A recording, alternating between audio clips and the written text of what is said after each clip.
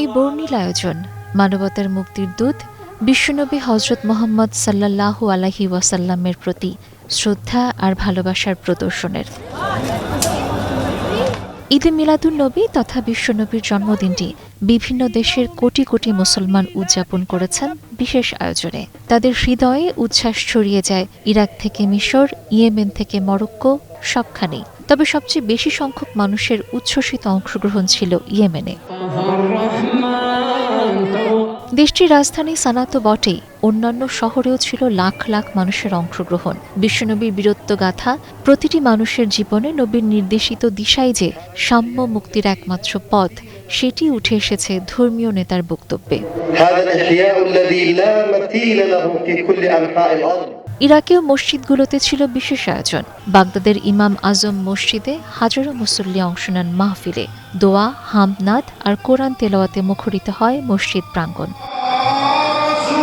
ইরাকের সুলাইমানিয়ায় মসজিদগুলোতে পরিবেশিত হয়েছে কোরআন তেলাওয়াত, হামদনাদ এবং অতিথিদের পরিবেশন করা হয়েছে মিষ্টি। অন্যদিকে দেশটির উত্তরাঞ্চলীয় শহর এরবিলে রাস্তাঘাট, বাজার আর ভবন সেজে উঠেছে প্রফেট মোহাম্মদ লেখা ব্যানার আর আলোকসজ্জায়। ধর্মপ্রাণ মানুষ ভালোবাসা ও কৃতজ্ঞতার আবেগে ভরে তুলেছেন শহরের প্রতিটি কোণ। মিশরের মিনিয়ায় দীর্ঘদিনের ঐতিহ্য ধরে রেখেছেন সুফিবাদের অনুসারীরা। তাদের অনুষ্ঠানে ছিল বৈচিত্র্য। সাদা পোশাকে সজ্জিত মুসলিমরা বের করেন শোভাযাত্রা। তাদের কণ্ঠে ছিল দোয়া আর গজলের পরিবেশনা।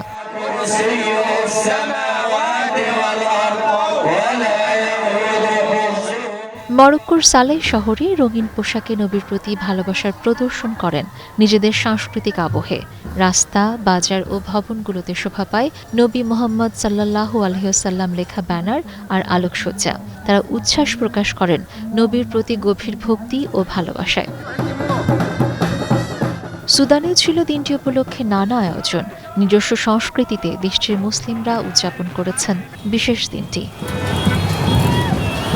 মুসলিম বিশ্বের প্রতিটি প্রান্তে একই আবেগ, একই উপলব্ধি, নবীর প্রতি অনন্ত ভালোবাসা।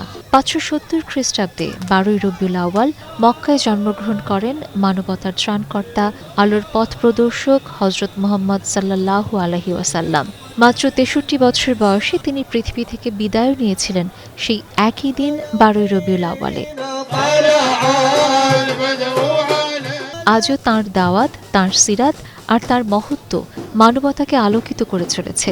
বিশ্বের বহু মুসলিম সংখ্যাগরিষ্ঠ দেশে এদিন সরকারি ছুটি ঘোষণা করা হয়, যার মধ্যে রয়েছে পাকিস্তান, ইন্দোনেশিয়া, মালয়েশিয়া, বাংলাদেশ এবং ভারতের কিছু অঞ্চল। ঈদে মিলাদুন্নবী শুধু একটি বিশেষ দিন নয়, এটি নবজাগরণের আহ্বান, ন্যায়, শান্তি আর ভ্রাতৃত্বের পথে ফিরে আসার অনুপ্রেরণা। প্রতিটি দোয়ায়, প্রতিটি আলোয়, প্রতিটি গানে উচ্চারিত হয় সাল্লাল্লাহু আলাইহি ওয়াসাল্লাম।